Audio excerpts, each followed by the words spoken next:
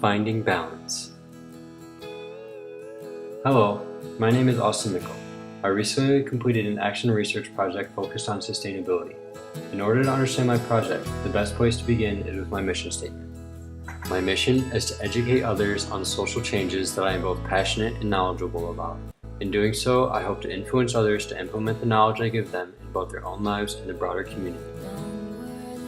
I chose sustainability for my social change because it is something I've become increasingly passionate about over the past few months. In alignment with my mission statement, I took my passion and gathered knowledge about the subject. While gathering knowledge on sustainability, I read a book entitled Quiet: The Power of Introverts in a World That Can't Stop Talking.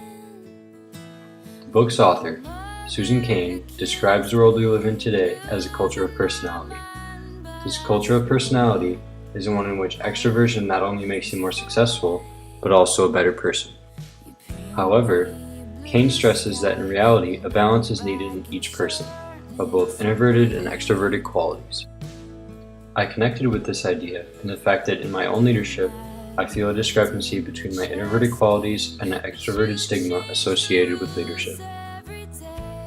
In order for me to reach a better balance, I applied the novel's ideas of using introverted qualities to appear more like an extroverted leader. The first idea I applied was being well prepared and competent in the subject. To do this, I studied different sources on sustainability to reach a better understanding of what it was. After gaining a better understanding, it was time to complete the project. The group I decided to give the talk to was a group of students I was going on an upcoming outdoor adventures trip with over Easter. This group consisted of students that practiced varying levels of sustainability, leading to a potential problem discussed later. However, my feedback groups worked well as I was my first loop. My best friend, who is also on the trip and sees my leadership styles consistently, served as my second loop, and the remaining 9 people became my third loop, as none had known me for long or seen me in a leadership position. I began the discussion by asking everyone their definition of sustainability. The point of this was to show that every person has a different interpretation of what it is. To me, sustainability is about balance. We as humans have disrupted the natural balance of the world, hurting ourselves most of all. In order to restore balance, we need to continue to leave less of an impact. Others had similar yet unique definitions that applied to their own lives. The rest of my discussion took a different approach than most sustainability talks I've encountered. While most include people being talked at about staggering numbers and horrifying facts, I feel that this makes people believe that they can't make a difference or that they can be allowed to social loaf. Instead, I wanted to talk to people, bringing it more to a personal level that they could apply to their own lives. To do this, I had people think about something small they could do in their own lives and something they could do in their future careers. In addition, I discussed with them the theory that if you do something for 21 days, it becomes a habit.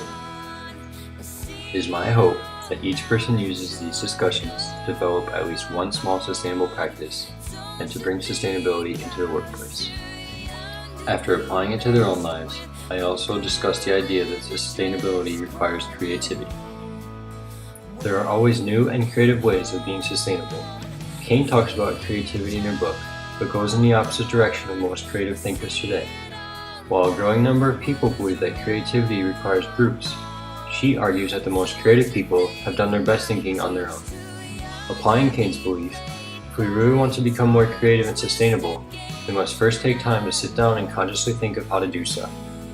The final step in my project was putting a sheet in the OA office that allows people to anonymously put down sustainable ideas without the fear of criticism, allowing both collective and independent thinking. What I learned. Although I learned many things from this process, both about myself and my leadership, the most important was finding a balance. Every step in my project involved some form of balance. It began with developing my mission statement. Originally, I began by focusing on helping veterans. Next, after some consideration, I jumped to my current passion of sustainability.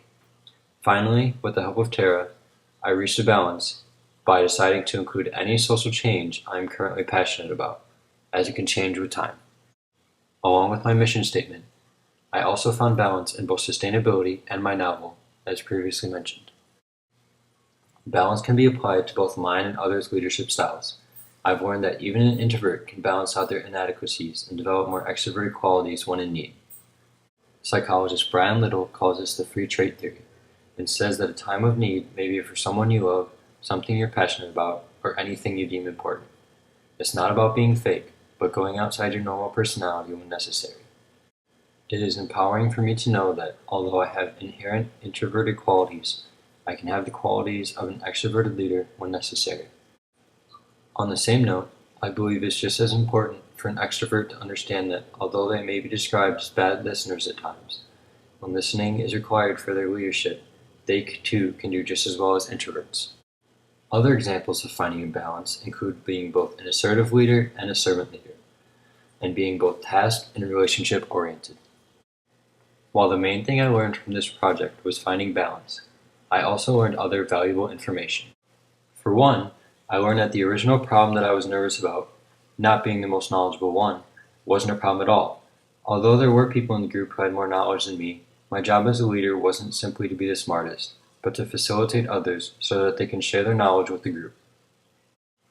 A final thing I learned is that one way to influence others isn't to scare them into action or bombard them with facts, but to ask them to do something unique that holds them accountable. And so, to conclude my action research project, I have a challenge for all of you. My challenge is to find a balance in whatever you do. In doing so, you will become more sustainable, a better leader, and a happier person.